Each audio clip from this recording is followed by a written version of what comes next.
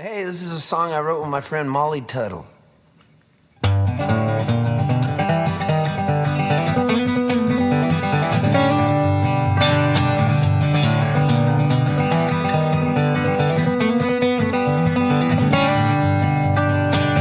won't stop once the rubber hits the road. I'm bound for Mexico. Daylight wakes my sleepy head, turns the mountains gold. I had one too many ties to you, one too many tries for you. Oh, my love, I dies for you, but I'm over now, over the top for you.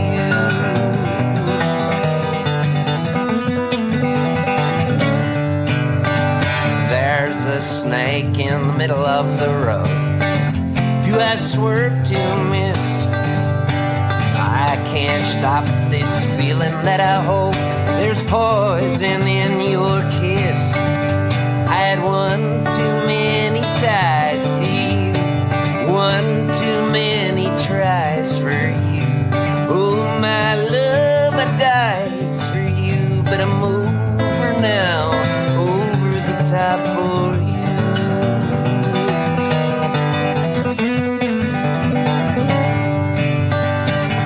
Three more hours and my heart gets tossed.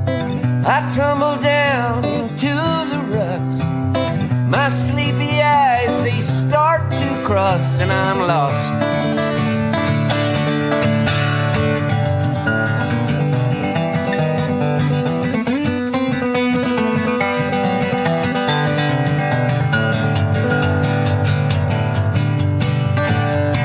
I behold your shaky head, trembling at the core. Your eyes are just like dynamite. Still I ask for more. I had one too many ties to you, one too many tries for you. Oh, my love, I dies for you, but I'm over now, over the top for you.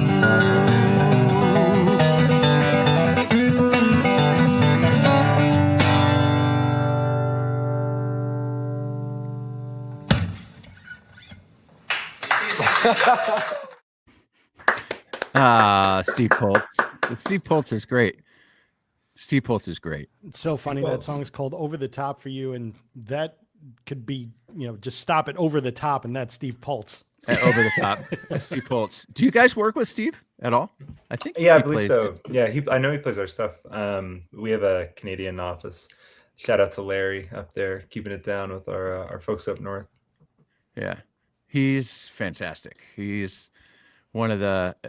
Obviously, you saw as we pulled that wide shot at the end, we just converted a hotel room like at Americana Fest in Nashville one year and just ripped a bunch of artists. And he came in and it was like the joy of our lives. He just kept us entertained for about an hour and a half.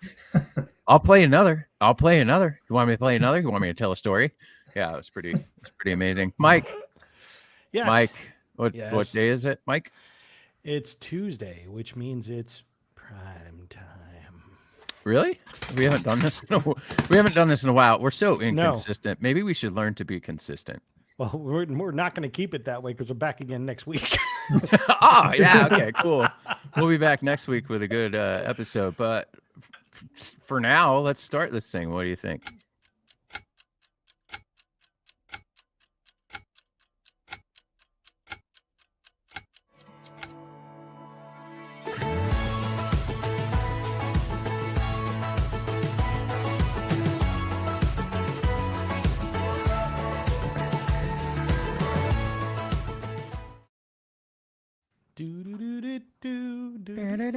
So you guys don't know this, but we used to have this guy named Andy Lund who would hang out with us, but he's a rep over in most of our Asian territory, I would say.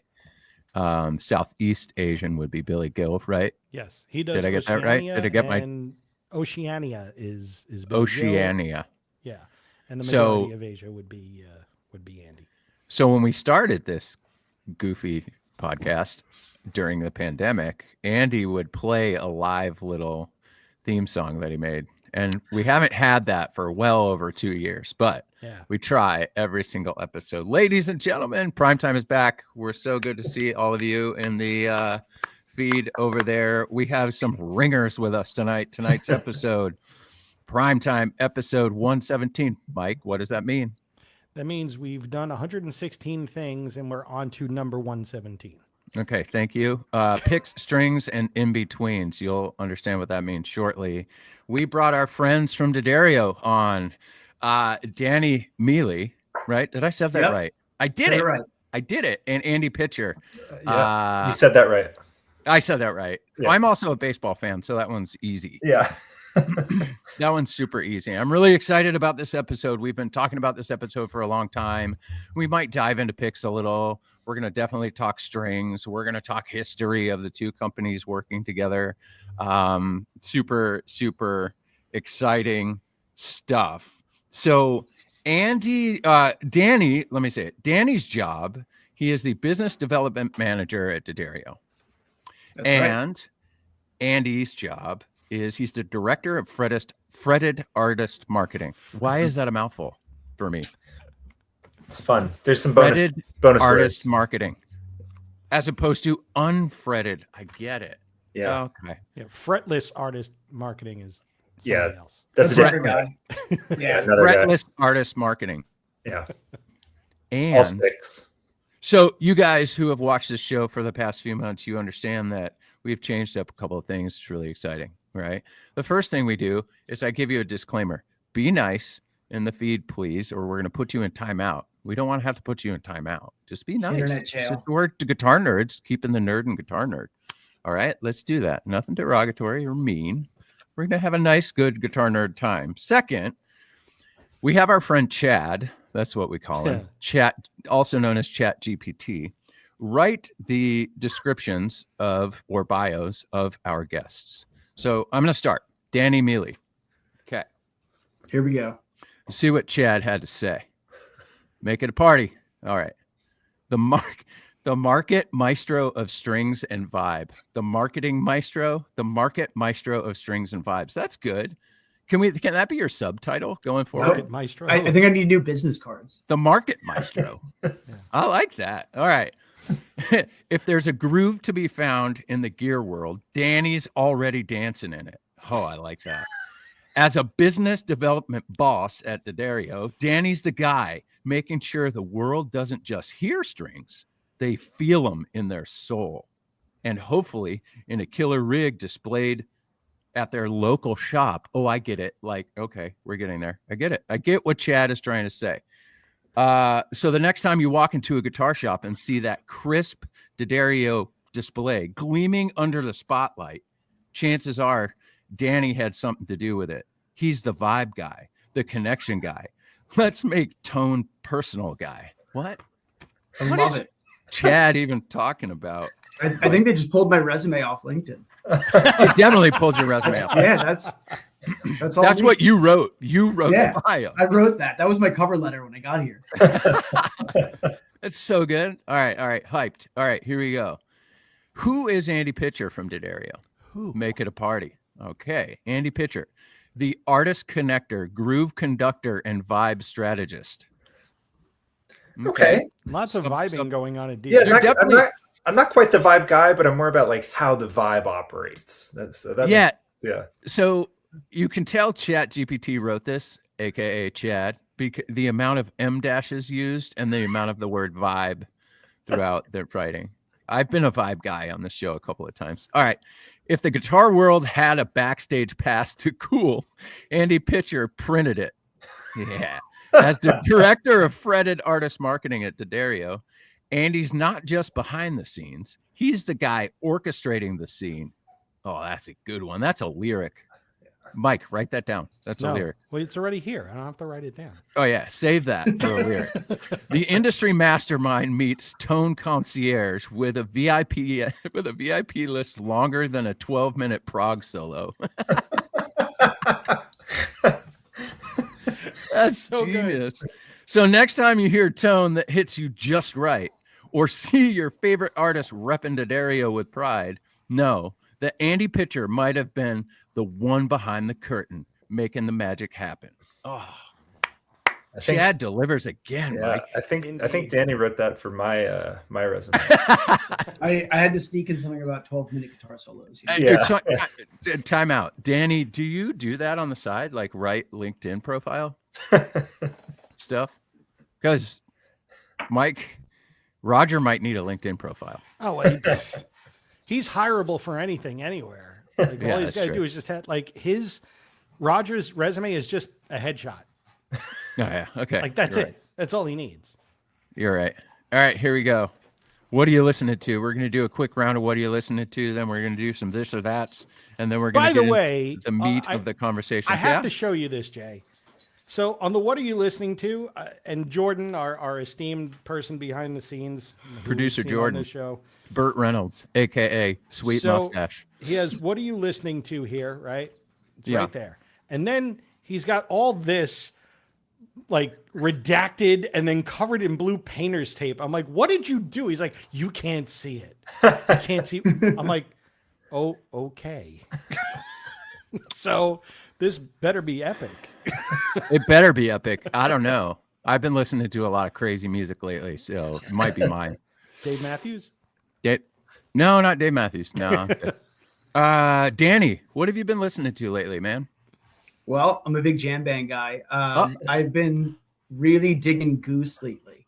Well, not lately. It's been a while, but they just keep putting out new stuff. The fun thing about being a jam band fan is there's new music every single time they hit the stage. Like you can listen to every single show. So it's like an endless buffet of good jams. So been big on the Goose train.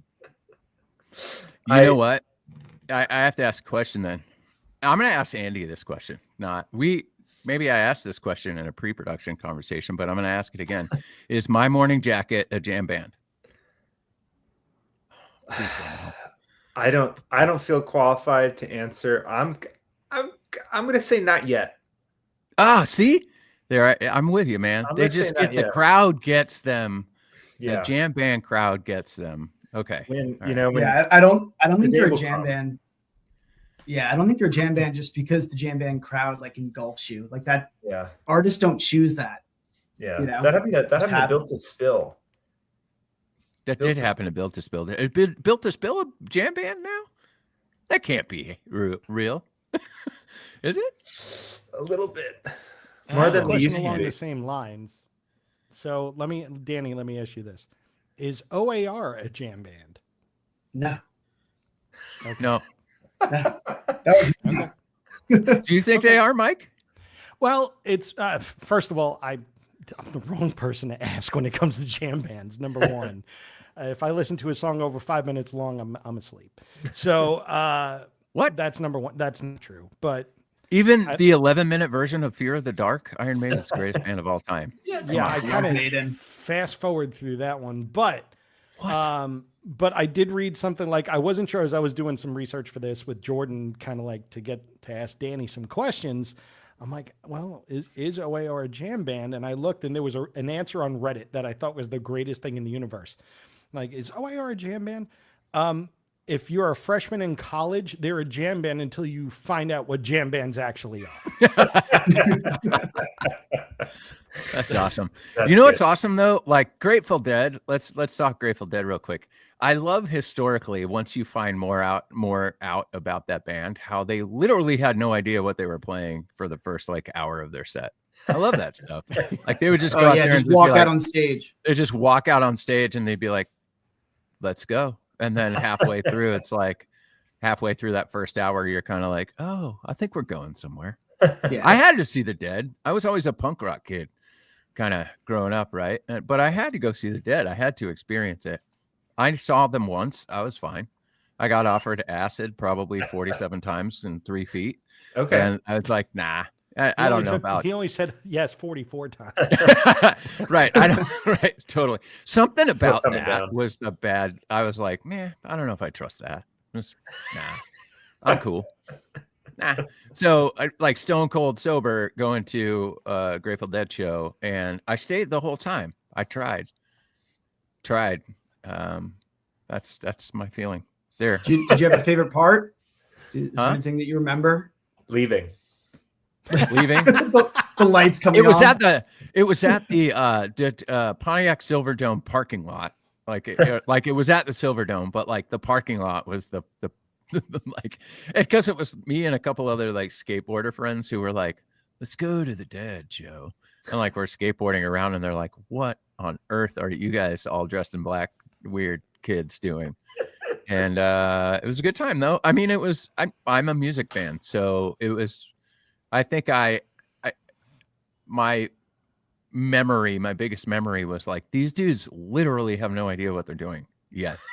And then there was a point in the show where there was a moment where you saw it all kind of just lock in, and I was like, oh, that's cool, I guess. I didn't ever go back. So there you go. Andy, what have you been listening to? Well, we never actually got Danny's answer. Oh, we didn't? No. We were just talking jam bands. Peppering him with questions about jam bands. Yeah. All right, Danny, back to you. What are you listening to? I was saying I'm listening to Goose in the jam band world. Yeah. The new We did get record. his answer. Oh yeah, we did get that, and then Yeah. it got all lost in a whole bunch of questions. We jammed. I do listen to stuff outside of jam bands, but what? I listen to a bunch of bluegrass. Oh yeah, sweet. Who's prog your stuff? Yeah. Mike likes prog. I like prog. Bluegrass is getting jam band adjacent right now, anyway. So it's the best of both or metal worlds. adjacent, depending on who's playing. That's That's right. wild. Bluegrass is just jam bands with talent. I always said, ooh, shots fired. I always said bluegrass is like the metal of acoustics anyway. Yeah. It's ripping riffs. Yeah. I just did a piece of content, an interview with Trey Hensley. Yeah. And his Love favorite Trey. band on the planet, his favorite band of all time is Converge. And I'm like, now it all makes sense. Wow. All right. We should organize some sort of Kurt Trey thing. That'd be fun. That would be a blast. He loves nickel bronze. We'll get there in a minute. I'll bring it back. All right. We'll do a call back on that shortly. Now, Andy, what have you been listening to, my friend? Well, I've been listening to a lot of Danny's music through his headphones in the office. So I guess I've been listening to Goose. But not on my own, decision. No, I've been listening to a lot of 22 Degree Halo, this band from Philadelphia. They got like a record that's just kicking my butt. And then Ariel M, some band I'd never heard of, and someone on TikTok left a snarky comment about like, oh, all right, someone listened to Ariel M. I'm like, I don't think I have. So I have, and then I was like, oh, they're right. I do like this. So yeah, that's kind of what I've been exploring. I love it. Mike, What about you? Going back to roots. I've been talking about this recently. I've just been Rush. No, Led Zeppelin. Big Led Zeppelin kick, and back to Zeppelin. Back to Zeppelin. A couple of weeks back, I was able to go see the Jason Bonham Led Zeppelin evening down here. That old friend of mine is actually the bass player in the band. It was good to reconnect with him, and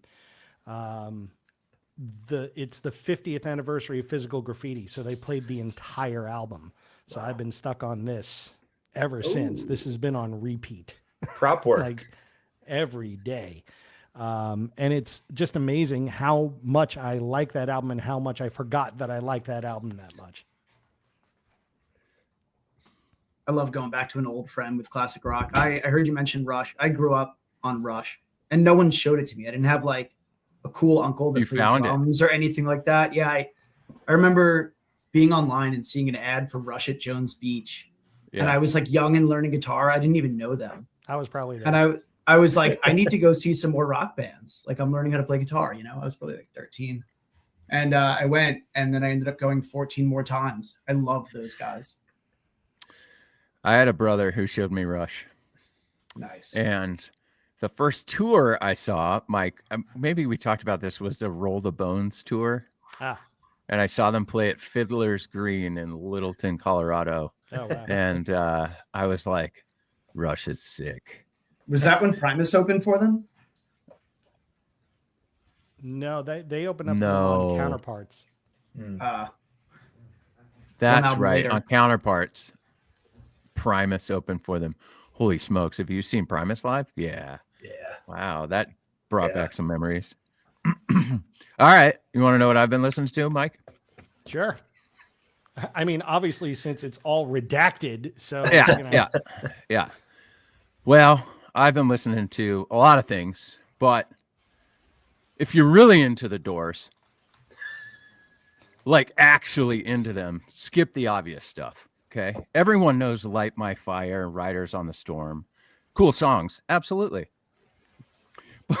But if you're listening, if you're really listening, you're kind of missing the point, dude. Jordan wrote this, by the way, ladies and gentlemen. I didn't write this. Jordan wrote this. All right. You're missing the point, dude. You want the real stuff? I have 3 words. The Crystal Ship. All right. It's short. It's weird. It's beautiful in that sad, kind of haunted way. You don't just listen to the Crystal Ship. You absorb it. The Lizard King isn't belting or screaming. He's barely there, like he's singing from another room or something. And Ray's keys sound like they're floating in a dream of someone who can't wake up. That's so good. It's not the song you show your friends at a party. It's the one you put on when you're alone, maybe late, maybe wrecked in your own feelings, just a bit. That's when it hits different. You know. If you know, you know. I'm glad this was redacted. Yeah. It's pretty terrible because I don't really love the Doors that much, to be honest. But either way, Crystal Ship isn't going anywhere. It's already gone. Do you listen to Dead Milkmen? I do. I love that the premier Doors cover band from the Intro to Bitch and Camaro. Yeah. Crystal Shit. That's right. I love the Dead Milkmen. Yeah, Anywho, the Doors. No, I can't get behind the Doors. I'm not lying. I just can't do it. Who's behind the door? Who's behind the door? It's a good question. That's a Zebra Long Island reference thing. If Jim Morrison and Henry Rollins did spoken word, I would be all about it. That would be cool. But I just never got behind Trading the doors. Verses. Trading verses. All right, here we go. This or that. Danny, it's your turn. You want to read his this or that, or you want me to read them? Oh, well, do you have the bracket? The bracket won't share. I tried. Oh, all right. I do have the bracket, but it's just not working. Okay, well, I'll just notate. So, Danny, we took this from your this or that is really comprised of a bracket of jam bands. All right. And we're pitting up the first 2 are in one bracket, the second 2 sets are in another bracket. So basically it's like Southern rock jam bands versus your, I guess, garden variety jam bands. All right. Garden variety. Yeah, the Madison Square Garden variety. Yeah, those. Literally, this first one fits it. Fish or the Grateful Dead? Oh my God. Coming out of the gate, hitting jam band fans with the hardest one. There would be no Fish or any jam bands without the Dead. All right, Grateful Dead. But no. All right. But wait, there's more. But I have to. Yeah, it's a jam band. Yeah. Oh, there's always more. I have to pick Fish. Okay. Whoa. All right. All right. Widespread Panic or Dave Matthews Band? I got to side with Jimmy Herring on that and go Widespread. Okay.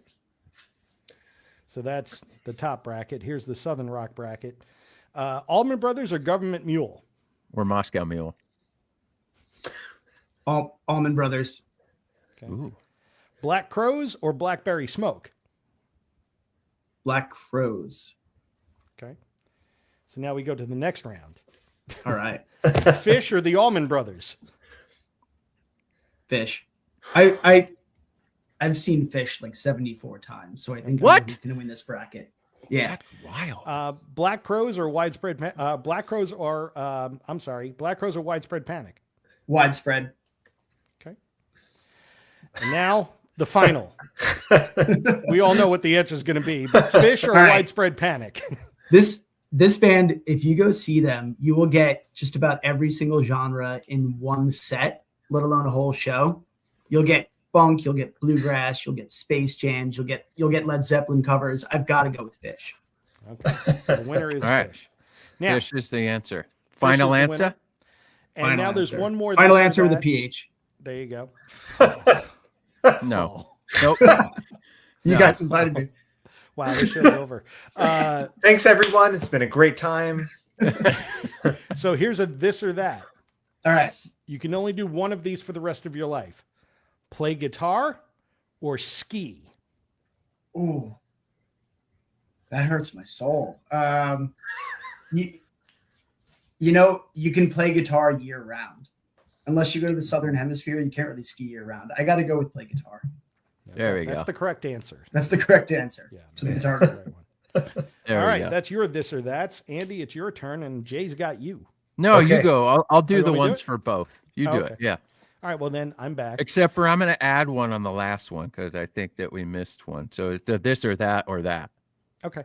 Okay. Lollar or lace sensor? Ooh, I'm gonna go Lawler. Okay. I'll Yeah. fuck with them. Tofu or tempeh?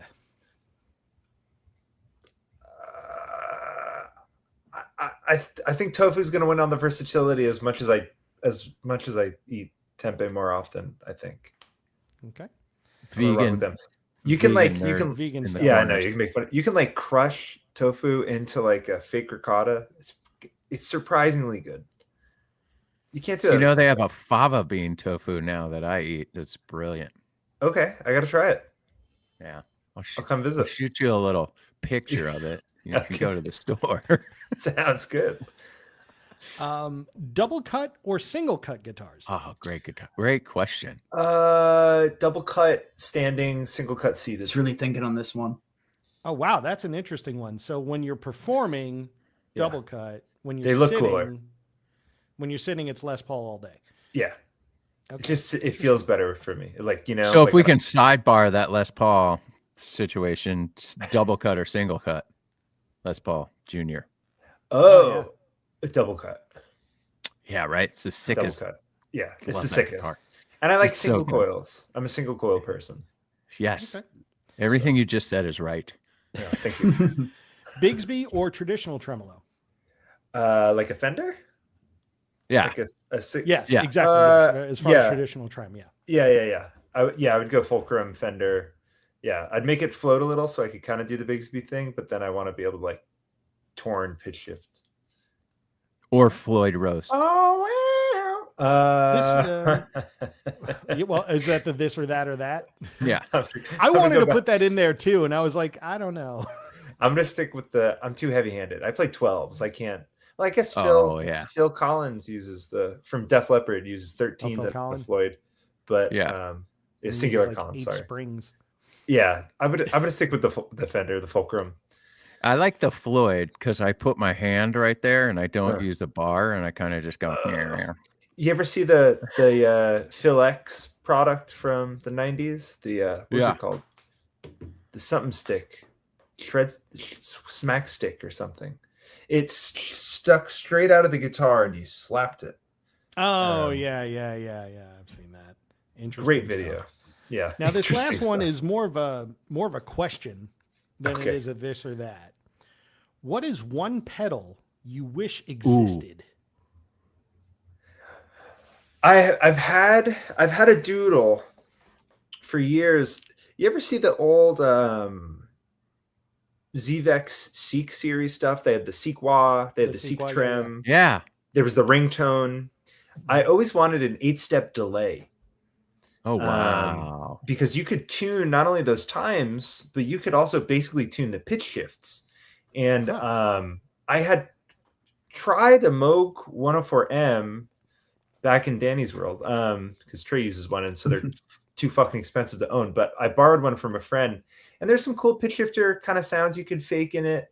And then Case Bliss came out with the Therme, which played on that idea. And I have a patch I designed with Drolo called the Square. He named it the Square Pitcher. I didn't pun my own name. And I've tried to find this sound a couple times, but like a total 8-step would be amazing. There's one pedal that got close, called the Cloud Buster. It's a big blue thing.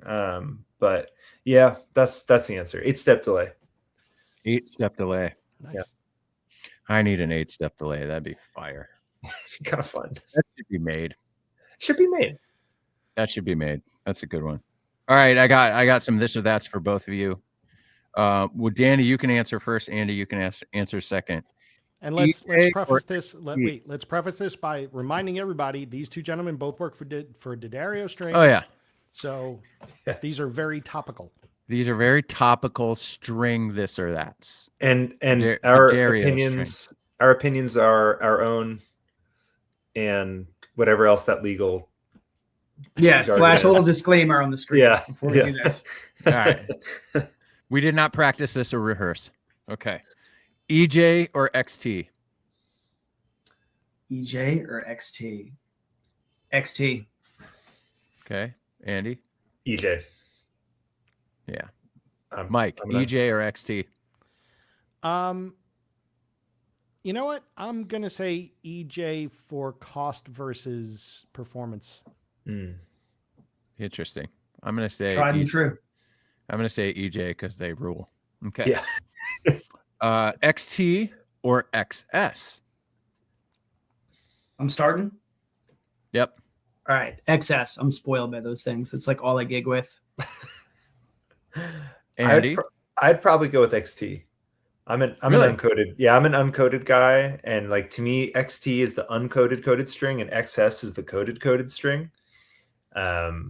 So yeah, I'm rocking Interesting. XT. Yeah. Mike? I'm rocking XS. I love them. I think they're great. I think I'm Jay? rocking XS. Yeah. I like the feel, but I get you now that I'm thinking about that out loud.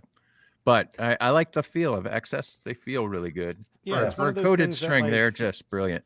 Yeah. Would I play XTs? Yes. Would I prefer that they were XS? Probably. But I could see the reason for both of them existing because of two different feels. Yeah. Love it. 80-20 or phosphor bronze, Danny? Phosphor bronze. To me, that's like standard of an acoustic guitar, period. Yeah. Andy? I'm team phosphor bronze, but every now and then I play like an old, like a 30s Epiphone, or like old, funky thing, and the 80-20 just works on it, Yeah.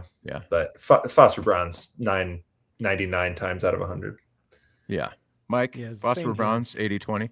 Same here. Phosphor bronze. I mean, Yeah. 80-20 is fine. It's just, I prefer the tonality that phosphor bronze gives me. Tonality. I'm backing about you the on that one. tone. Phosphor bronze. Here's one. Danny, you start. One acoustic gauge for the rest of your life. One acoustic gauge for the rest of your life. I'm going to throw a curveball here. Whoa. 11 and a half. Okay. Get the the punch of like a light gauge set, but I do a lot of like lead stuff on the acoustic. So Yeah. I like that little bit of flexibility there, I love it.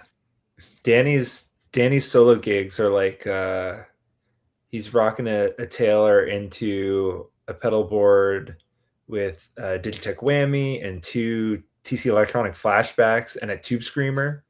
Wow. So, Everything yeah, about that's kind of awesome. it's pretty sick. It's a lot, but it's fun.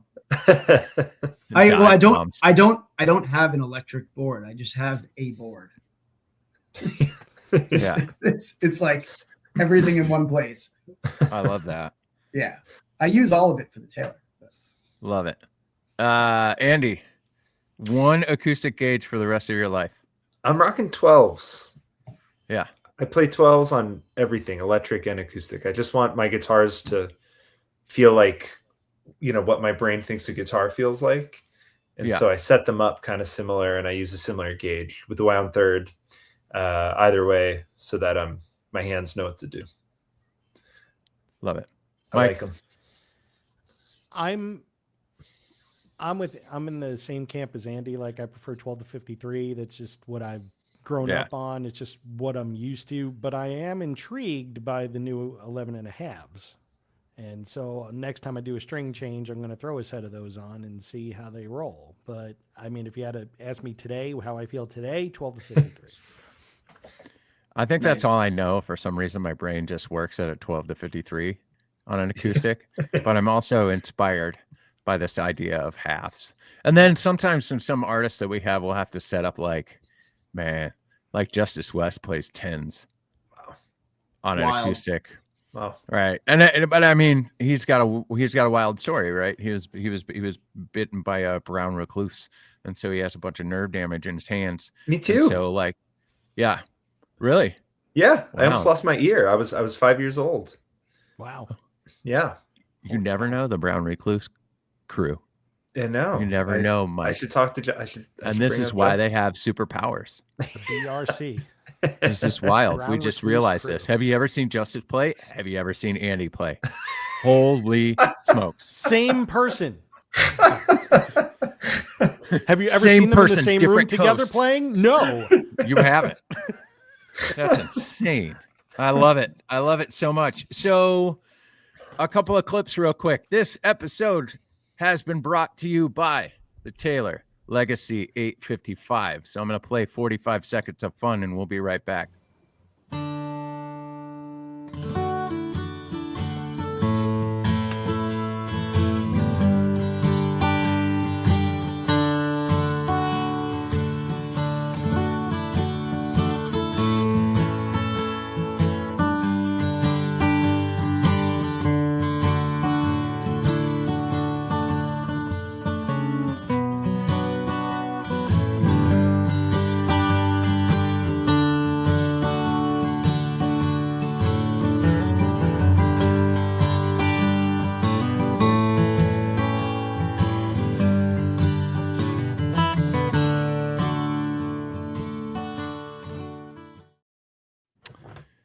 Andy's a good player.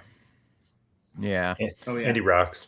So Andy's kind of like a cheat code because as we build guitars, he knows how to make every single one of those guitars sound the way they should sound. They instantly become BFGs. Like, you know. Yeah, but those for real. But those the cool part. So because it's an episode about strings, we wanted extra strings on our guitar that sponsored the show tonight. So 12 strings. Those D'Addario XS 12 strings are killer. So maybe some of you guys know in the feed, some of you don't know, but Taylor and D'Addario actually share a birthday. And we have a short clip of Jim, Andy, and Bob Taylor talking about it real quick. And then we'll get into the full conversation about everything D'Addario.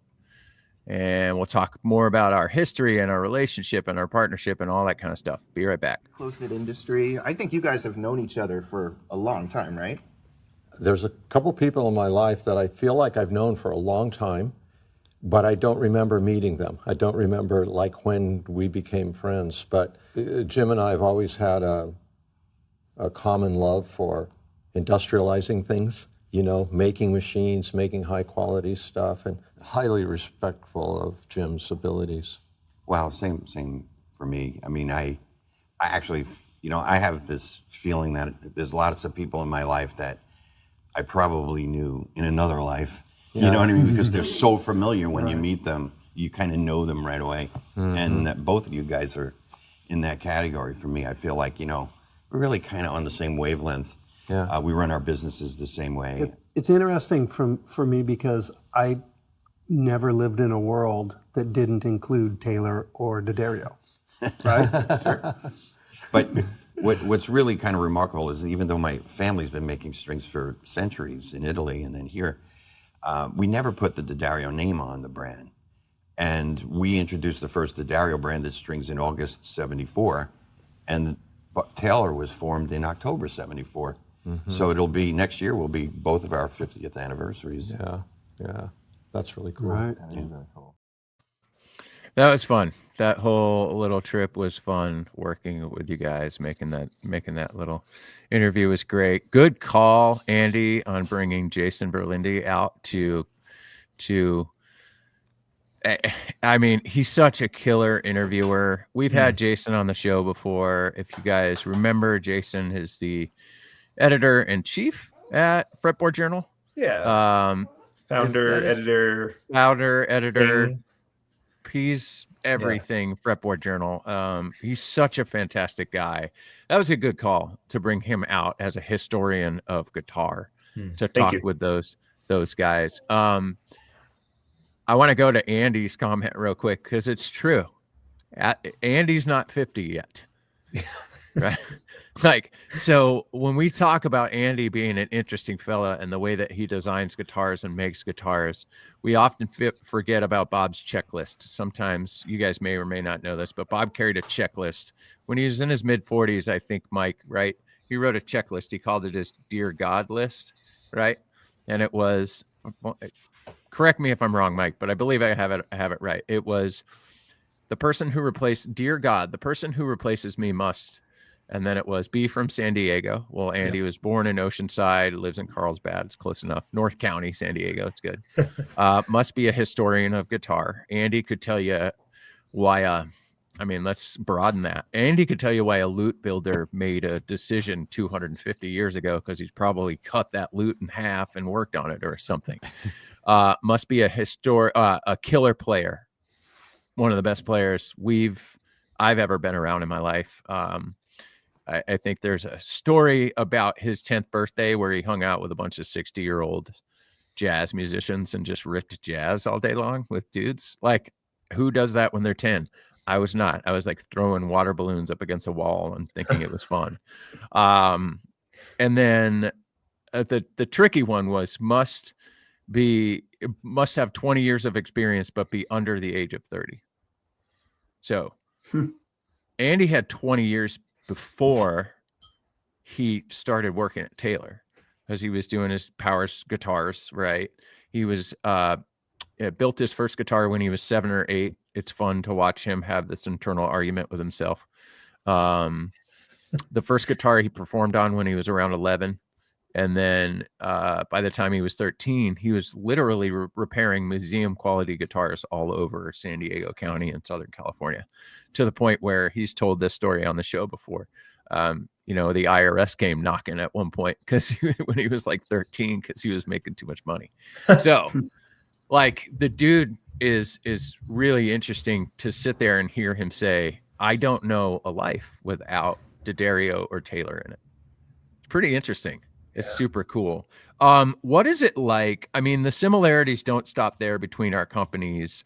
Really invest in it, heavily invest in, material science, manufacturing, technology.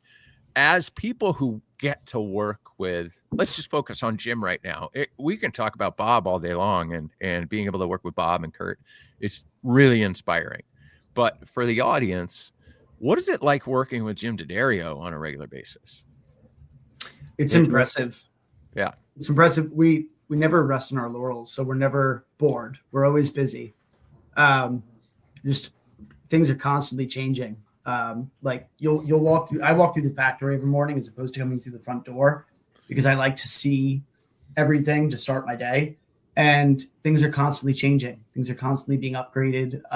It's exciting. Andy, how do you feel about it? It's such a privilege. I've been a lifelong dork, and before guitar kind of ruined my life, I wanted to be an engineer. And so the people I've always found myself most interested in this world are the folks who are creating. As the director of artist marketing, I'm often working with, a star-studded cast of folks ringing me up. And the one time I was starstruck at this job is when Ned Steinberger visited the factory. It's like, it's like cool. I'm unfortunately like that. And so Jim it's really a privilege to get to work with him. And, being like Italian from Long Island, my family's from Queens and Brooklyn. Like he reminds me a lot of my grandpa in a way too. So I'm like, oh, I get him. I like this guy. I know what he's about, and he knows what he stands for. And he lives the life, honestly, which is beautiful. I really appreciate him.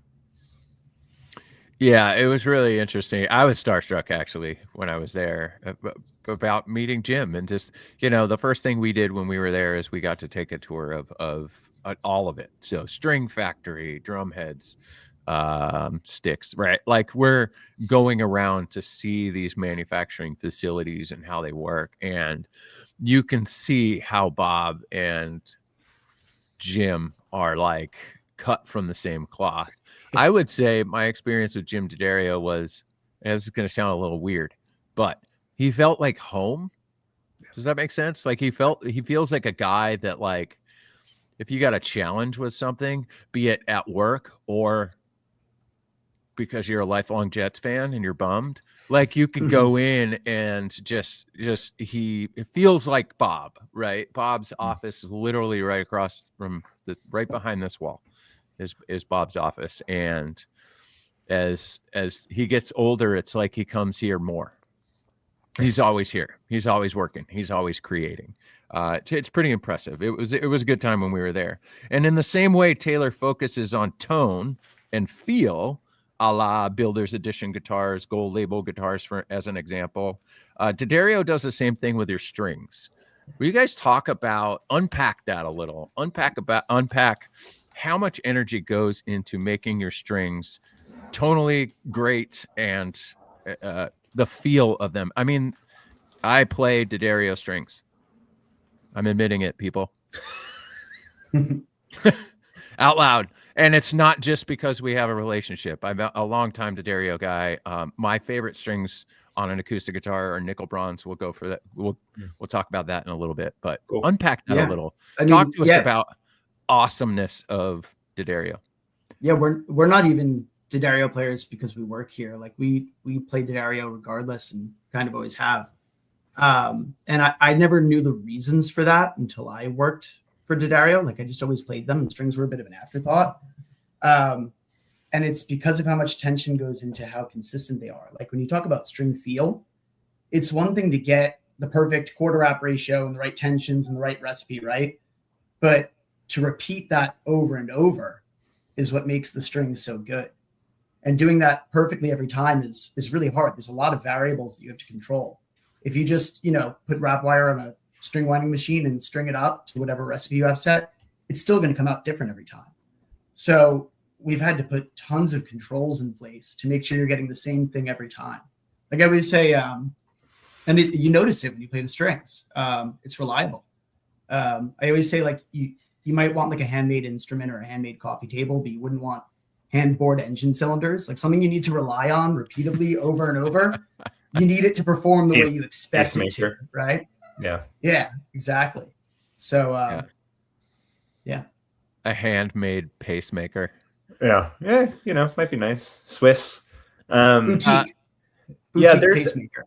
And it's interesting, for me, I've spent the last 12 years in manufacturing, from amplifiers to guitars to pedals to strings, and on multiple fronts. And the level of analysis that D'Addario is able to do, both on itself and kind of around the world, is shocking. The laboratory that D'Addario has, the number of on staff, and not like, we can call the engineer in, like has been coming there every day for 30, 40 years. Some of these engineers, is shocking. The machines that they had when I first discovered them kind of like made everything make sense, as Danny said, as someone who's played D'Addario. The ability to like measure objective things about strings, figure out what would make a perfect string, and then figure out how to make it every time. My favorite machine in the lab is our harmonic analysis machine. It's this big, it's this big block of granite that isolates it from the vibrations of the earth, and it has a movable bridge and a movable nut, basically. So you set your scale length, you put your string on it, you tune it, you can define break angle and all these kinds of things. And then it has an optical pickup. So there's no magnetic drag. It works with nylon strings as well as phosphor, as well as NYXL. And then it has a way to pluck it consistently. And we can see how the overtones bloom. And being able to really, objectively look at how a string sounds is amazing. And it's those kinds of things to me that, every time I restring, I know what it's going to sound like. It's going to sound like the last set, and it's going to sound like the set before that, and it's going to sound like 10 sets ahead too. which for me, I have a very sensitive ear, is such a relief. There's no moving target. Sorry, I was trying to open a link that was in here. It might not let us do it, but we'll get there when it comes time. Okay, so walk us through EJ, XT, XS. How did you name them? What do the designations mean? What separates them from each other? Go. So they used to be, you might remember this, they used to just be called J16s and J17s before they were EJs. Yeah, the J is for Jim. So it was J16s, J17s, J15s, J26. And then the E got added in like the 90s. Yeah, 91. 91. Yeah, we switched over to more environmentally friendly packaging and put everything into one vapor corrosive inhibitor bag. Yeah. So cut down like 70%, 75% of the waste in the packaging, switch it over to EJ for environmental. That's the EJ series. Environmental Jim. Yeah. Yeah, there was yeah, there was environmental Jim. It's in his office. It's next to his Il Padrino poster. Yeah, there was a time where it kind of was like a slow change, and so stores were getting both J16s and EJ16s, so they had to keep the SKUs separate. And now all of a sudden we're 30 years later and we're still rocking the EJ on everything. So that's what it is. And XT and XS, what do that those one's mean? a bit easier. XT is extended life. Yeah. And then XS is excessively long lasting, I guess. Yeah, excessive. Excessive. Yeah. Yeah, and that's kind of, EJ is like uncoated, totally untreated. XT is treated, but not quite coated in the same way. And XS is a true film coating. So that's going to give you the longest life. It's going to feel like a coated string and act like a coated string. And that's why, I joked earlier that XT is the uncoated coated string, because it's kind of this in-between thing. We did that for a long time with EXP. I don't think there ever was a non-environmental EXP. But yeah. That's kind of the jam. Simple naming. Meanwhile, Mike, dare I recall the 50th anniversary 314 CE. Wait, I already got it wrong. The 50th anniversary Builder's Edition 314 CE Kona Burst Special Edition. Limited. Did I say that right? That was what it was, right? Special edition was not the case. It was limited. Limited, not special edition. Yeah, all right, let me retry. Okay. 50th anniversary Builder's Edition 314 CE Kona Burst Limited. Yes. Oh. That's not so bad. Was the dealer catalog like a pop-up book? Did it like biggest pop-up book ever? Yeah. It was funny when I first realized that, wow, we put that guitar out. It's pretty great, though. That's a good guitar. So EJ, XT, XS. All right, let's get into feel and gauge and tension. Gauge and tension, the physical side of the string choice.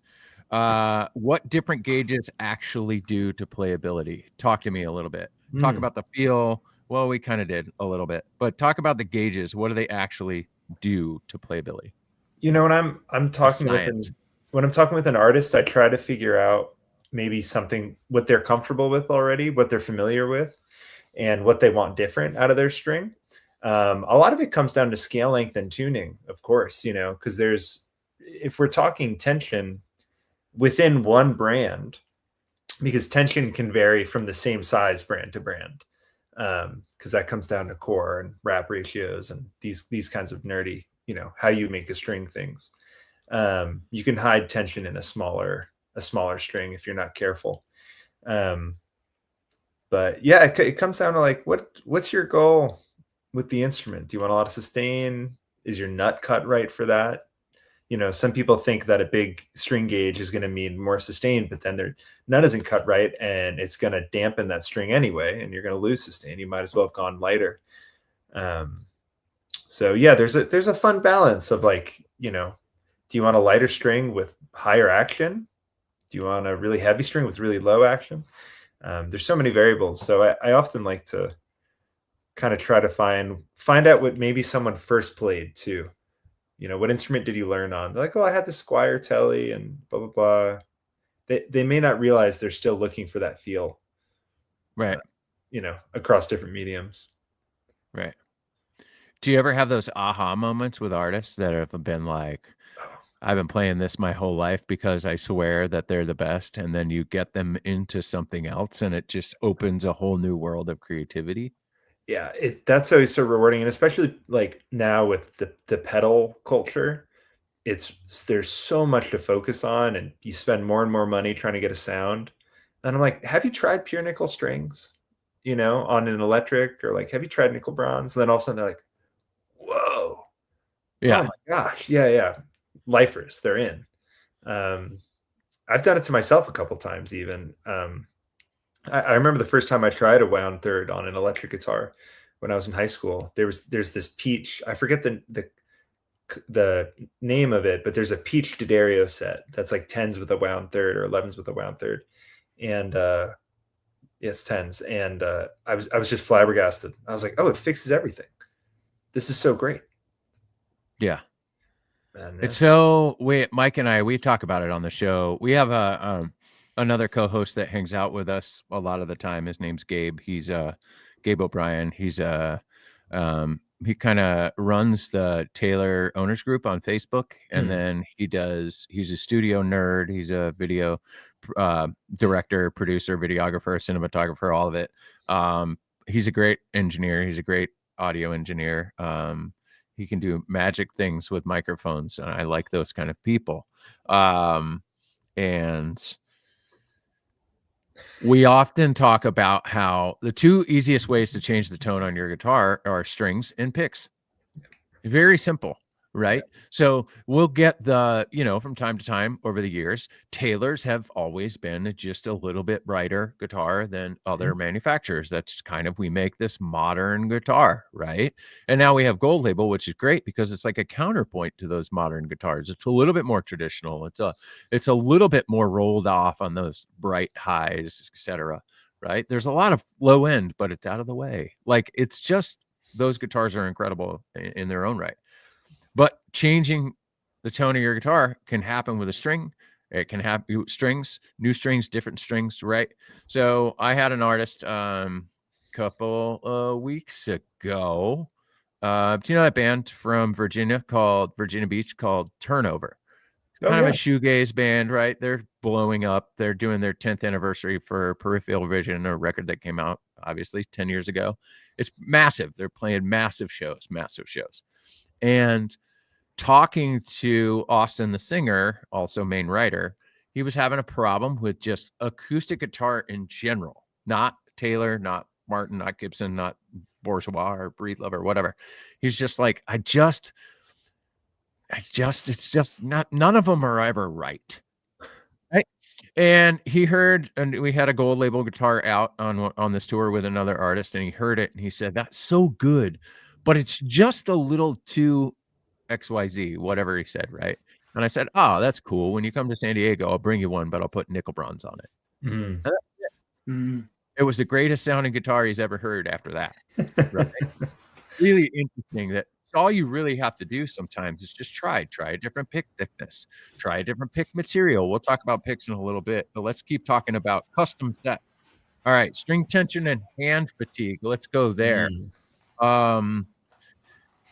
Unpack that a little. A lot of people just get tired playing guitar. What would you suggest? Is there a string tension, or is there a gauge or a tension or something different that they could do to not get so tired? I think Danny's onto something with the 0.5s. Do you want to explore that, Danny? Sure. Just being able to get the same, because to me, your string gauge changes how you play the instrument. Yeah. Right. Like if I threw 10s on my acoustic, they wouldn't just like have different sustain or different volume or different low end. Right. It would completely change the way I play. and that would change my delivery and everything. So if you want to retain that with the gauge that you're looking for, but just go for like a slightly lighter tension, the half gauges are such a killer in between. Can you make custom sets? Yeah, to some extent. You know, we do it a lot for artists where we'll actually package it. On our website, we have String Tension Pro, which is a nice little calculator that lets you kind of dial in exactly what you're doing. You know, say you're playing in an open tuning, or maybe in a, you know, you have a guitar with a unique scale length. Like I have a 22-inch scale electric guitar that has 12 strings, but they're not octaves, they're doubled. And so what the hell does that add up to? You know, like it would have taken a lot more testing strings if I couldn't just punch in those details into a calculator and literally pull up like, okay, to make it feel more like, you know, 12s on a 25.5-inch scale, I have to use not, you know, 2 sets of 9.5s or something. And then from there, you can order those singles and kind of put together your dream team. So I pulled up String Tension Pro. Walk me through this real quick. So first, select your instrument. What am I playing, Mike? What am I playing? Okay, an acoustic guitar. 6-string or 12-string, Mike? 12. Whoa. Oh, yeah. Why We're not? going in. 12-string. Extra strings. Okay. Now pick a string set that you're kind of starting from. What's a good home base for you? You know, I mean, nickel bronze are my favorite. Okay. nickel bronze. Cool. There you go. So then you can pick those nickel bronze right there. Boom. That's your option. And then you get started. And then this is kind of an exhaustive view of all of the details of those strings. So all the way on the left, you're going to see your scale length, which you can change at the top to change all of them. Or you can change string by string if you have a multi-scale. Okay. You can pick what tuning you're playing in. And that could be pretty exhaustive. You can do a custom tuning, or you can pick one of the presets up top, so that, you know, if you know you're playing in whatever have you. Let's do E flat. Yeah. Because we're Mike. I'm Mike right now. Okay. He plays a I don't half necessarily step down. play down a half step, but okay. Okay, fine. Yeah, but today you are. In your 12-string band, you play I'm a playing half step down. 12-string Van Halen tunes. Yeah, 12-string Van Halen. Nice. acoustic Van Halen. Get a good ice cream man going. And then and then you have all your tension readouts on the far right. And then you can kind of adjust what those string sizes, what you want them to be right there as well. If you want a coded string, you can select all those sorts of options and just kind of compare those tensions between the different string lines. And then, you know, say you want to do like a drop D down a half step, you can change those D flats at the bottom there.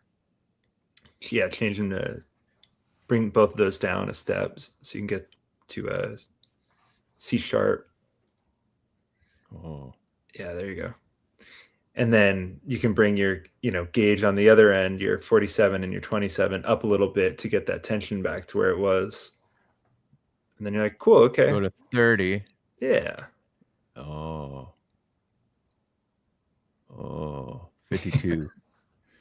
Oh, this is cool. Yeah. And then click available strings and it'll just kind of, Yeah, I like this, the total tension. Yeah. I just noticed that. It's brutal.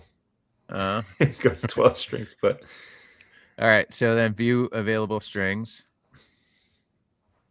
Oh, I got to put my email in here, huh? Oh, You can we'll do skip. that one. Let- You guys got my email.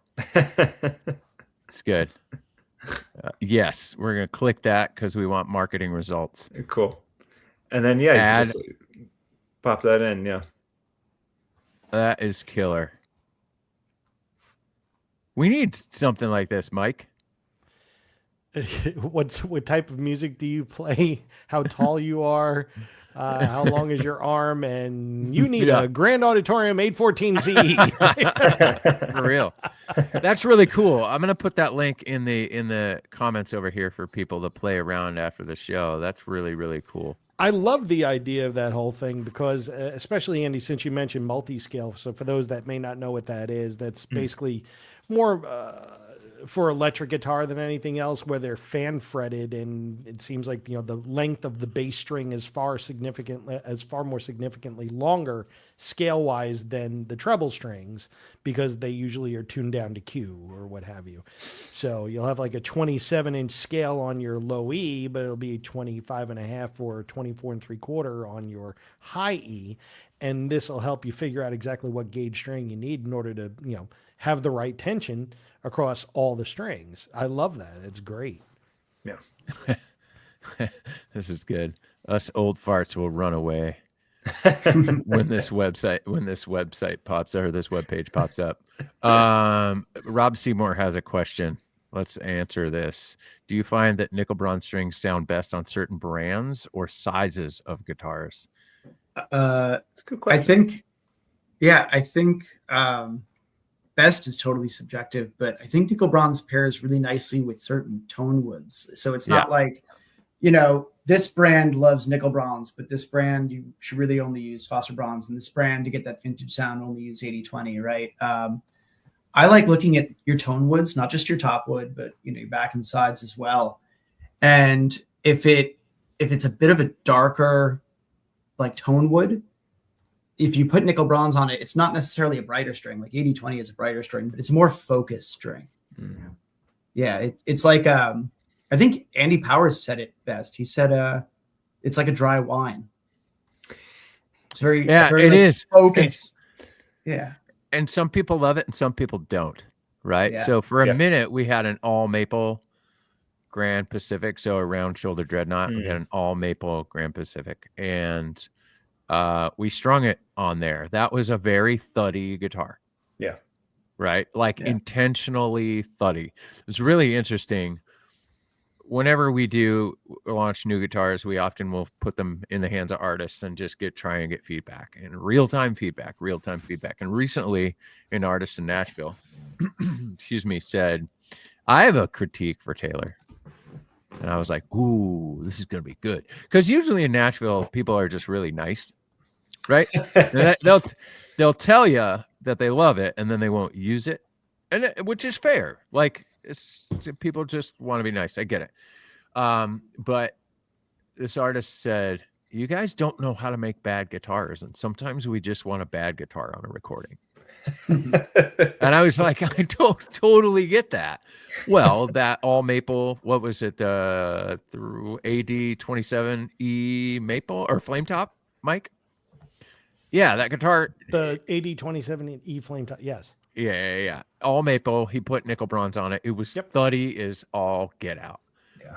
The people who love it. The people who were like, meh, they don't like it. Right? It's just really interesting. So I think nickel bronze, I do the same thing, Danny. It's tone woods. I don't have nickel bronze on all my guitars. I have nickel bronze on some. I've actually never thought about it based off different size guitars, like parlor guitars or like really short scale guitars, like trying to change up your sound there. I've never experimented with that. Most of what I play is 25.5-inch scale length, but that's an interesting point.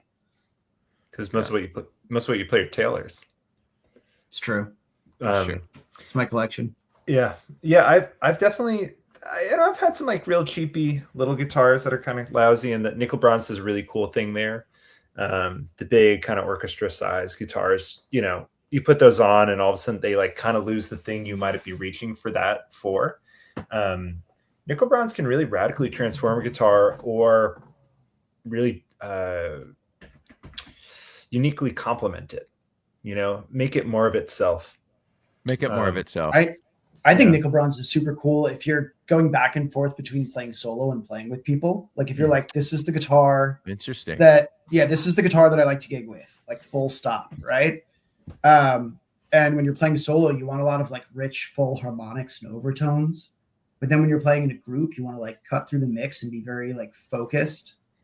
That's a cool time to swap out phosphor bronze for nickel bronze. Like I know a lot of bluegrass players, like Trey Hensley loves nickel bronze for that reason. Trey really loves nickel bronze. He feels very in control, as he said a lot. Interesting. We work with him. We'll send him, we'll send him guitars. Same thing. It's beta test, right? Check this out. What do you think? He gives us real-time feedback. Like it's fun to watch. And, recently we shot some content with him, and I put a guitar in his hands, and I hit him up about, I don't know, 3 hours later, and he texts me back pretty quickly, and he goes, "I'm changing my strings." I said, "Why?" And he goes, "Because I just played this guitar for 3 hours straight in my hotel room." And then when I saw him the next morning to actually do the interview, he goes, "I played for another 3 hours until I realized I probably have neighbors and they don't want to hear me play." So, ladies and gentlemen in the feed, if you don't know Trey Hensley is a killer bluegrass player. He is phenomenal bluegrass player. We'll have him back on the show pretty soon. He's just an absolute monster with a guitar. And when you hear it in the control room, you hear Trey Hensley in front of a microphone playing guitar. It is so surreal to hear every single strike of that pick hitting in the string. Like it's like like it's just, he's bonkers. Anyway, let's talk about alloys for a second. Alloys and construction, different alloys. We just lit up nickel bronze for a while. Let's talk about 80-20. Unpack 80-20. For those who don't know what 80-20 is, let's let them know. 80-20 is the copper to zinc ratio in the alloy. That was developed by John D'Addario and the D'Angelico family in the 30s, right, Andy? Yep. Yeah. So that was developed in the 30s. Phosphor bronze was developed in 1974 by Jim D'Addario. So that's your like bright vintage tone. That's what I call it, bright and vintage. Yeah. It does this interesting thing where there's not necessarily more high frequencies in as much as there are less mid frequencies.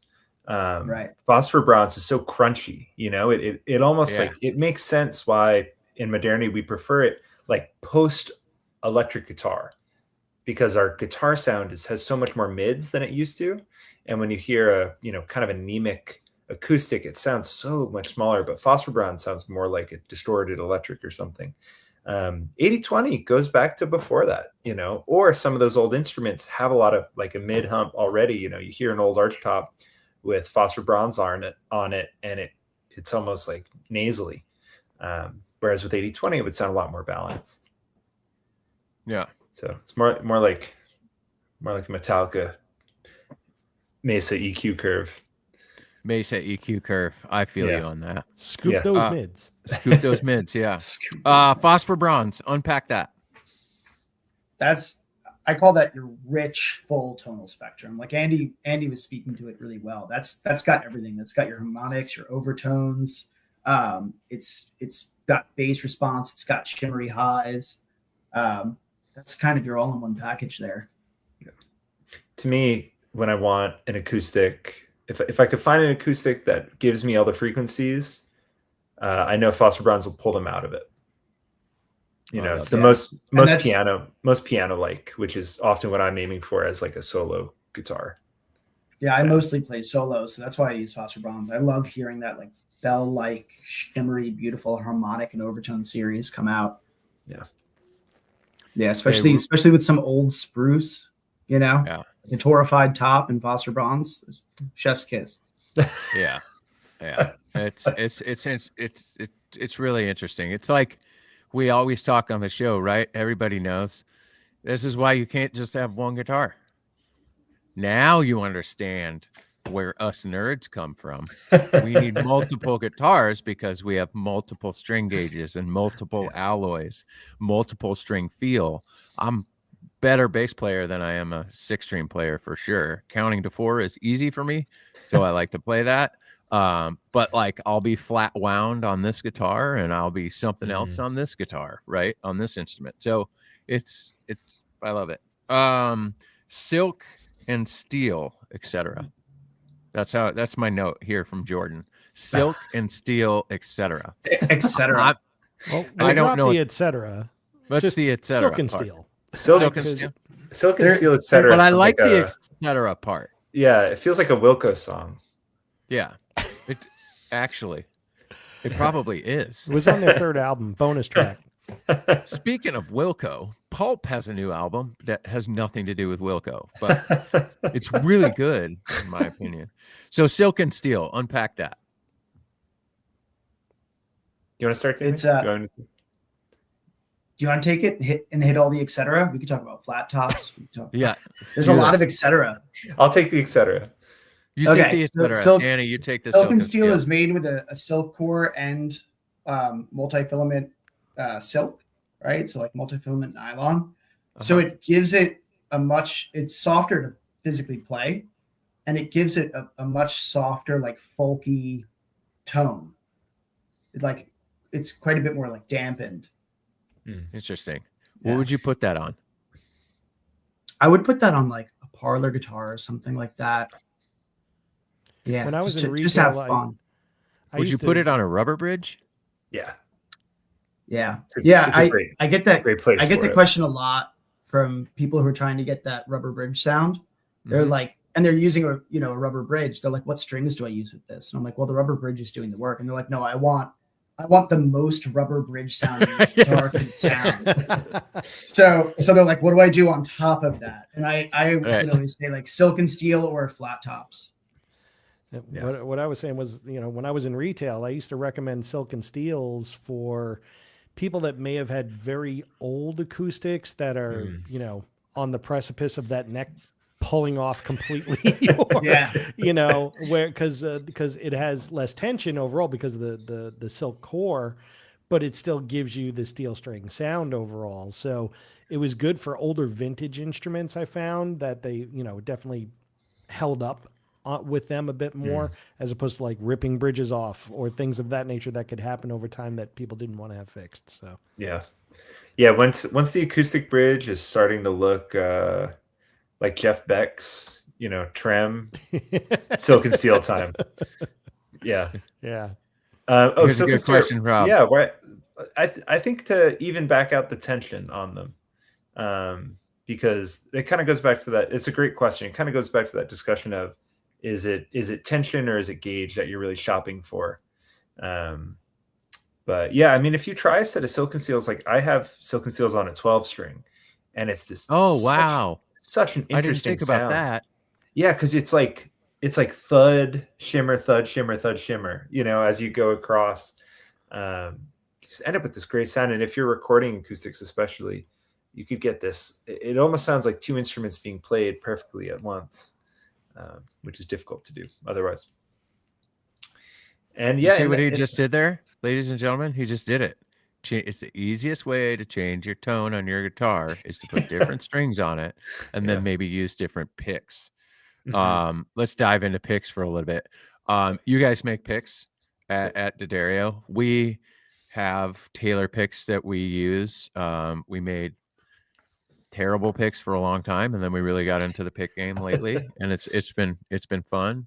And by terrible, I just mean like they were kind of like a marketing toy, right? For a little bit. Often very thin. And I'll talk to people all the time about, we have a gentleman by the name of Rob McGargle. Hey, Mike, I think we should play that video, huh? Yeah. Okay, this 19 seconds is the best 19 seconds you're ever going to see. We'll be right back. How do you go in tuning a guitar? Well, for me here at Taylor Guitars, I'm old school. I'm using a tuning fork. So what I'm going to do, I'm gonna hit my tuning fork on the bench. I'm gonna set it on the bridge. You hear the tone, and I'm gonna match my high E to that tone. And then from that point, I'm gonna tune it by ear. I just love the supers of like the in the upper right corner, just like tuning fork. You guys need to know Rob. Rob is a genius, man. Rob is our service network manager at Taylor, so he's in charge of kind of training all of our service techs through all over the world, right? Rob is a genius, but legit, every time we do a video, he pulls out his tuning fork. It's so good. He's the best, man. We had him on the show. Last show, maybe. Was he on the show last? I can't remember. Anyway, he's so great. Where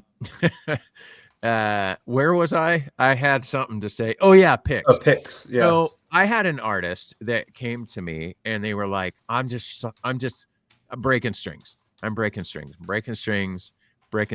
every single night. I break strings, multiple strings on an acoustic guitar every single night. And, I hit up Rob, right? Rob knows a thing or two. I guitar tech for a long time. I used to tour a lot. I had never really seen this problem. I really didn't. I'm like, is it a setup issue? Is it a saddle issue? Is there a burr on the nut that's blah, blah, blah? And he goes, first thing Rob does is he goes, hold on, I'll be right over. So he comes over to my office area and he says, what kind of picks does the dude play? And I said, what does that have to do with anything? And he goes, just hit him up real quick and just ask him. Ask him to send a picture of the picks. So he sent a picture of the picks. And when I looked at the picks, you could see that it was as if there was a bunch of little saw teeth on the picks, right? Well, that was the moment I learned what thin picks could potentially do to strings because they're scientifically not working. Yeah. When you have a super thin pick, people think when they strum heavy that thin pick is going to actually help their guitar sound better because the pick flexes. Well, at that moment, he taught me, he goes, no, what happens is the pick isn't even working because it's not recoiling back. And so it's basically his fingers are just sawing through the strings, and then that pick gets a little teeth on it from striking the string kind of sideways. Anyway, that was the moment I realized, oh, pick thickness. I get it. And he did this thing, and I said, but aren't they? I was a thin pick weirdo too, right? And I was like, what? And he goes, I said, you can't hold on to thick picks, right? And he goes like this. He holds it up like this, and he goes, and it stuck to his thumb. And he goes, yeah, you can. And these picks work. So it was that moment that I learned, holy smokes. And then he went into this giant pick pairing thing, Mike, with Keith Brawley. And it was Keith, our chief business development officer. Keith had worked really hard developing all of our newer picks. And the thickness of picks. Now I play a 1.5. I can't play anything else. Yeah, I'm a 2 mil guy. Really? I worked my way up, like, standard 1 mil heavies, 1.4, 1.5, and now I use 2 mil for acoustic and electric. And I haven't broken a string. It could be because I'm playing XS, but I swear it's the pick too. I haven't broken a string in like 7 or 8 years. Wow. Yeah. I don't break strings. I don't break strings. I don't think I ever really did, but I don't think I'm not good enough to really care. I play what I write, and I write what I play, and I record it. So that's kind of where that goes. But hey Jay, I got a question for the group when it comes to string thickness. So, the rule of thumb is that, do you agree with this statement? Again, there's no rule. This or that. But these are recommendations, right? So if you're playing more of a bluegrass style where there's a lot of solo playing and things like that, go with a thicker pick. If you're more of a heavier strummer, use something a bit lighter or thinner. Would that be a starting point for people that are just trying to experiment, or is there value on either end of it? I'm going to defend the thick pick camp for a second. If you want to play hard and you have a thinner pick, you have a ceiling, right? But if you have a thick pick, all of that control is going to be in your body and not forcing the pick to go to work like you're going to work. Said. Yeah. So it's all how you articulate, and you'll change the way you play. Yeah, I mean, you can, like, bluegrass players will do like really ripping chord work, and it's all in their hand and in their arm. It's not forcing the pick to do the work. But then when they want to go play lead, they're able to articulate themselves really cleanly or really quickly or what have you. I say that I'm super thick pick.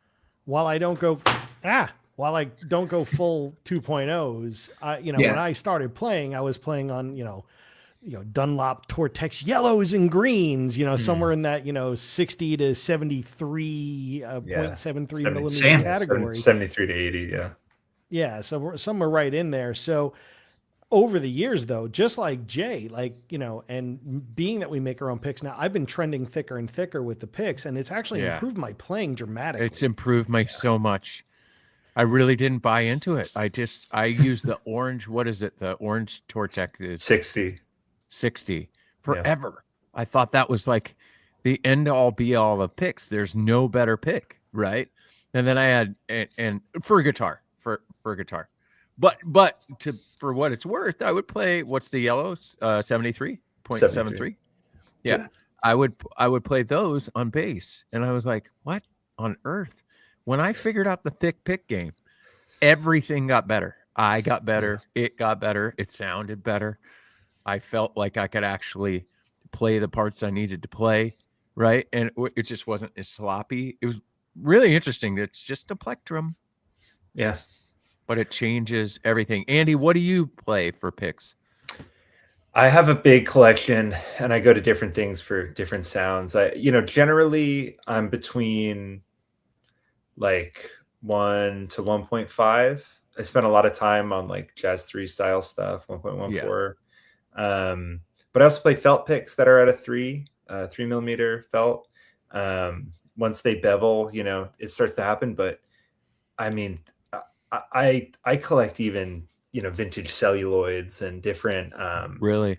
Yeah, because is it true that you have on your coffee table plate or bowl with a bunch of different picks in it? Yes, it spills over. And it's so funny. I'm actually I'm in the house I grew up in, so I don't have that. But I do.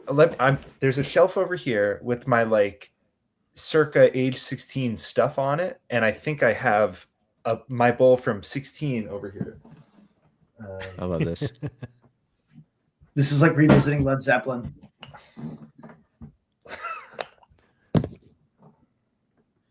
And there's the picks. Full of picks. And so you have all different sizes. So like, yeah, there's thin stuff. Here's an old one from Monroe Music back when that existed. Wow. Here's some like Fender teardrops and big old thumb pick and old Jazz 3 style. There's like an EJ Jazz 3. There's one of these guys back when. Yeah. Delrin, little jazz picks and stuff. But yeah, it's something I think is just worth experimenting more than strings. Like I know what strings go on most of my guitars, but picks I'm constantly experimenting with. Just because, timbre. Yeah, it's true, John. That's a really great point, because if you can loosen up your hand, you can get the same volume that you were getting with the thin pick, but really squeeze it. That's awesome. Yeah. He's got picks from the late 70s. Here's another question. Yes, and sir. If nobody wants to answer it and we want to move on to something else, that's perfectly okay. But because this is very opinion. I'm an Aries. Yes.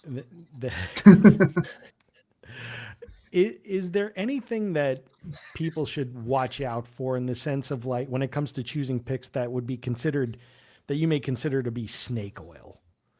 Like, in other words, like, oh, this is going to improve your playing because it has this or whatever. Like, is there anything, an attribute that might be advertised that you're just like, yeah, it's really not going to do anything for you?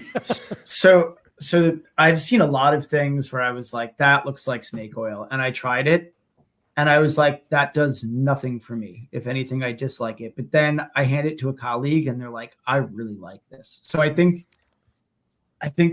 they're so subjective that the snake oil thing is like up to the person. Like I've seen ones with all sorts of like strange shapes to try to automatically change the angle that you hold the pick at. And a lot of people use picks with like holes in them and things like that for grip, which is trying to solve a problem that I don't think I have. So I think I see a lot of snake oil, but other people swear by it. So if they like it, that's great. There's been advertised a lot, and I'm sure you guys have seen it recently, where there's, a company that has picks that have like little fins on it that makes the 6-string sound like a 12-string because it hits the string multiple times and things like that. And I look at it and I go, I'm not saying it works or doesn't work, but I'm not willing to even try it. Here's my theory on that. I don't think it's going to do what they're saying it's going to do, but it's going to do something. And like I was saying, like that something might be really cool for someone, but I don't think it's going to do what they're saying it's going to do. Yeah, it reminds. Go ahead. Now, go ahead. Your turn. All right. It reminds me of the Univibe, because like a Univibe doesn't sound like a rotary cabinet, but we're still making clones of Univibes. You can miss the mark and do something else. But yeah, I think, you know, whatever makes someone confident. Like I think about in Space Jam, and he gets the, what is it, Mike's magic juice or something. Bugs Bunny gives him water, and then he wins the game.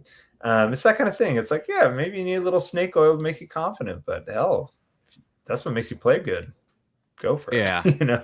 Yeah, I'm kind of the same way. It's like whatever makes you play good. I saw this thing on Shark Tank the other night where it was like these dudes made picks that have some sticky stuff on them so you can stick them to your guitar. Sure. And I'm like, yeah, I don't know if I have that problem, right? Also solving the problem of they fall out of your hand. I've never really, I mean, sometimes picks are meant to be thrown. That's cool. Right. But it's really interesting. So this is a long-winded, nerdy way of saying strings and picks can help change the tonality of your guitar. If you don't like something or you're hearing something, feel free to go out there and, you know, change some stuff up.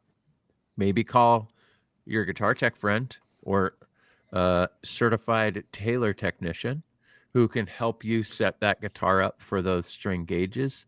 That's a big deal, right? Sometimes you don't just want to change the gauge of your string. Now, Mike, with the action control neck, they could do a lot of things, couldn't they? Absolutely. Action control neck makes, well, it's almost limitless what you can do as far as feel, you know, and how you interact with your own guitar overall, you know. So you have strings, picks, now you're changing your own action. You know, it could be a recipe for disaster if you do it wrong. Don't get me wrong. That's true. You know, and again, this is why you want to bring your guitar with an action control neck to your local store and have them tweak it for you. But at the same time, you have that ability to kind of really just dial in everything and really have very unique experiences when playing, you know.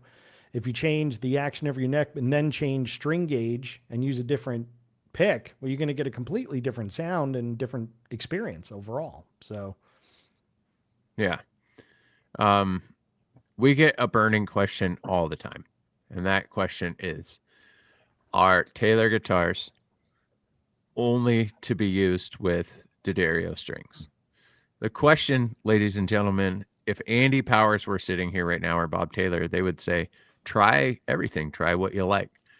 The four of us here, all right, we like a lot of the stuff that D'Addario makes. Yep. I have for decades now. Yep. I like D'Addario strings.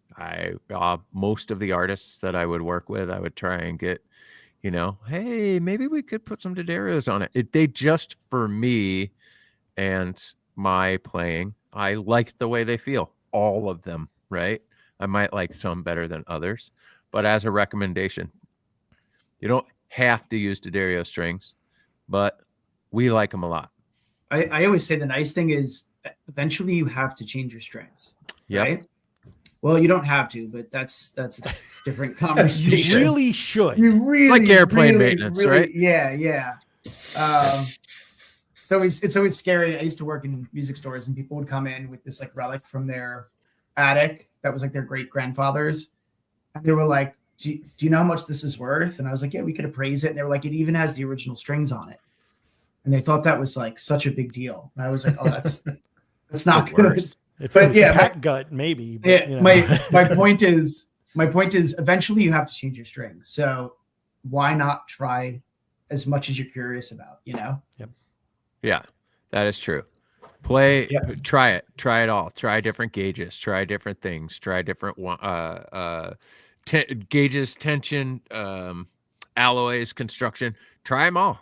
D'Addario has a whole bunch of strings that you can try.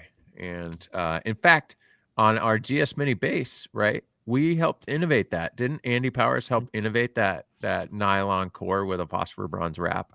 Yep. So that Andy needed to get the science down so that at a short scale, it would make that bass frequency ring through. So D'Addario, we like them a lot. We like you guys. You guys are nerds and we appreciate it. It's been a long conversation now about nerdy string stuff. Do you guys have anything to send our viewers away with? Any advice, anything that you can do. Both of you, you get 60 seconds each. Okay, 30 seconds, whatever. Take what you want. All right, I'll start. One, if you're curious about trying a new set and don't know where to start because you have a fan favorite, you can check out the string finder on our website and just answer a couple questions, and it'll give you like a first, second, third, and fourth. So you have 4 options there that you could explore when you're ready to change strings again. So that's a great starting place if you're curious on what to try next. And the other thing I'm going to say is don't be too strict about your practice. Just play. Just have fun.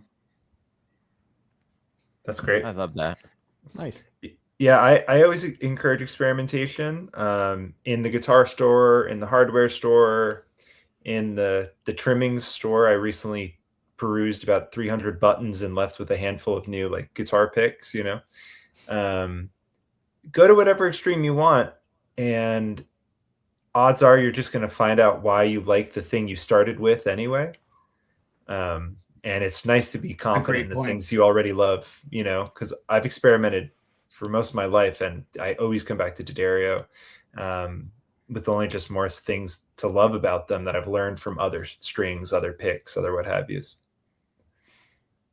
That's a really good point. That's a really good point.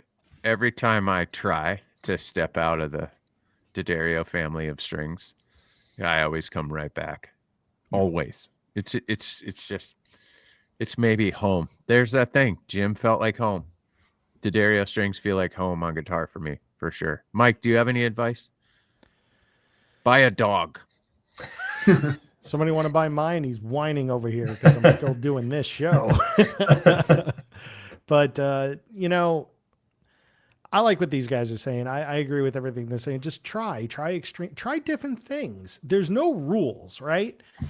We say this on the show a lot. There's no rules. We have suggestions. Yeah. And they're educated suggestions, but that doesn't necessarily mean it's going to work for you. So try different things and find what works for you. And I love how Andy said, like, a lot of times you kind of come back to the beginning and it reinforces that your decision was right, but you just had to figure it out. Right. And there's nothing wrong with that. If anything, it gives you more confidence as a player. It gives you more confidence as an overall musician, and just keep trying different things and land on what you like. Just know that you may like something else later on. You like what you like right now for now.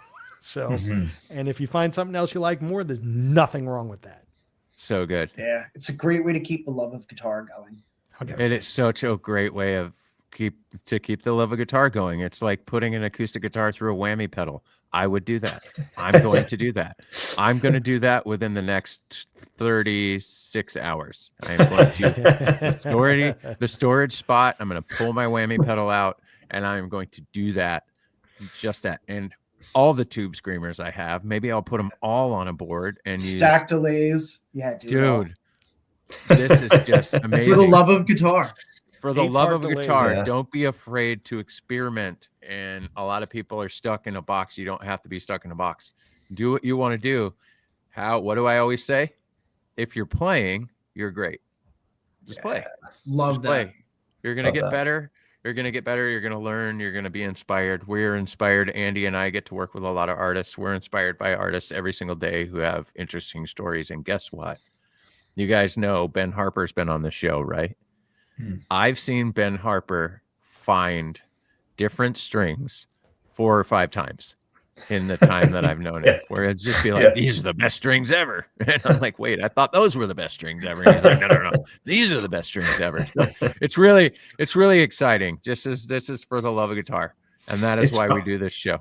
And in Ben's warehouse, he has a pegboard with all of his strings, and you can kind of see it because he'll have, like, you know, a D'Addario set from the early 2000s, from the 90s, and it's like, oh, that was clearly the thing for a little bit. And then he went to another one of our sets, and he went to another one, and you're like, oh, there's packaging I've never seen elsewhere that he just has stockpiled.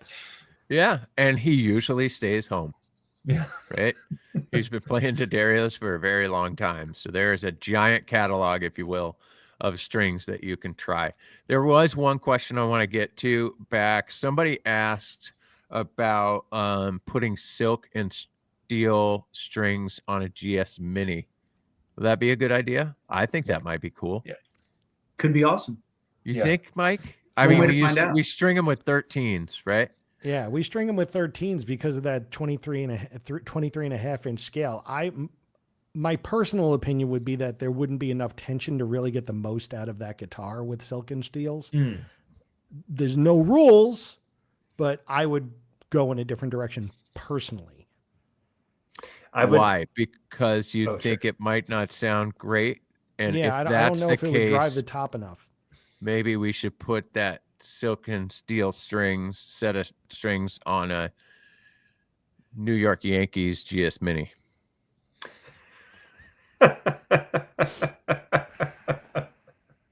I mean, are you trying to hurt me? Like, what are you, It's all good, man. It's just baseball. It's fine. My team's the best in baseball right now. Not those Cubs. I'm a Tigers fan. I love short scale with silken steel because it just is kind of this like flunky, nasty sound. The other thing, we have a short scale in our marketing office, and I started putting flat ones on it when no one was looking. That's what I was going to say. I love when you said no one was looking. Yeah. One day I came back in and it was changed, and it'd been like 2 months. I'm like, oh, someone got mad. But it's such a great odd sound, really is, and you play enough guitar, you just want to hear it do something.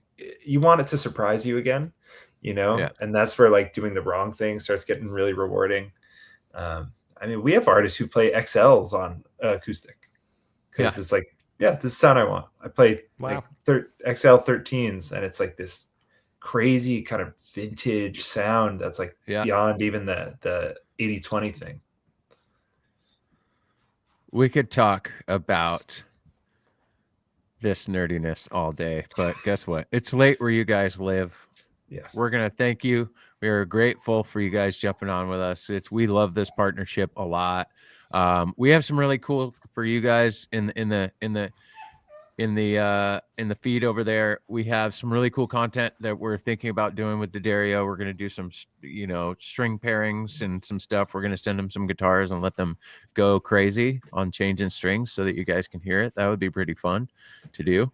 Maybe they didn't know about that, but we had that idea, and Jordan's going to lead that one. So let's do this. I think it's a great idea. Change strings on different guitars so you guys can really hear the difference of what those guitars do.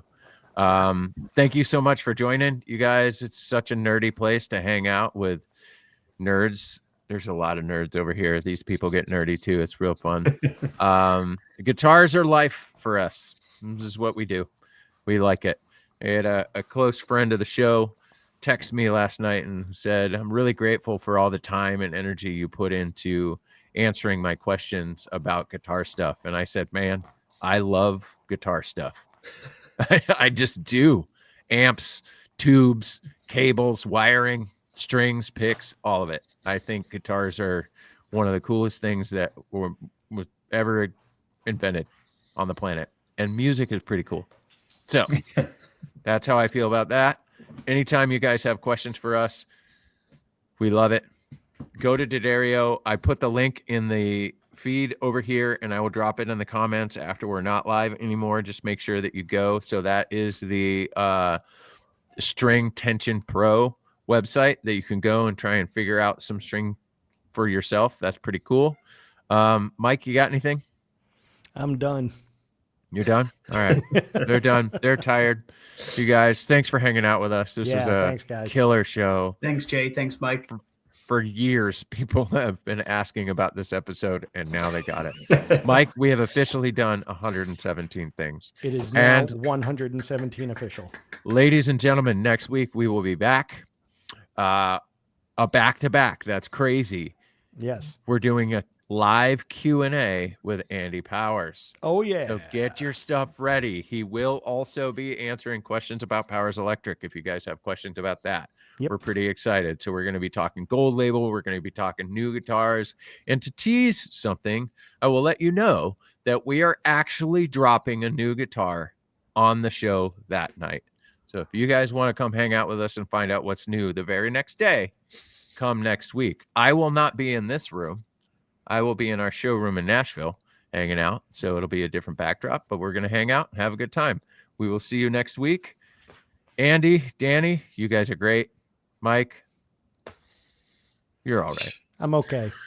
Yeah, you I'm are. a- I like I you, like Mike. Mike. I like Mike. I like Mike a lot. Mike's one of my most favorite people that I get to work with on a You're all every so day sweet. basis. It's pretty good. He lives in Little Italy by a really great ice cream shop. I think I might go there. All right. Salt and straw. Yeah.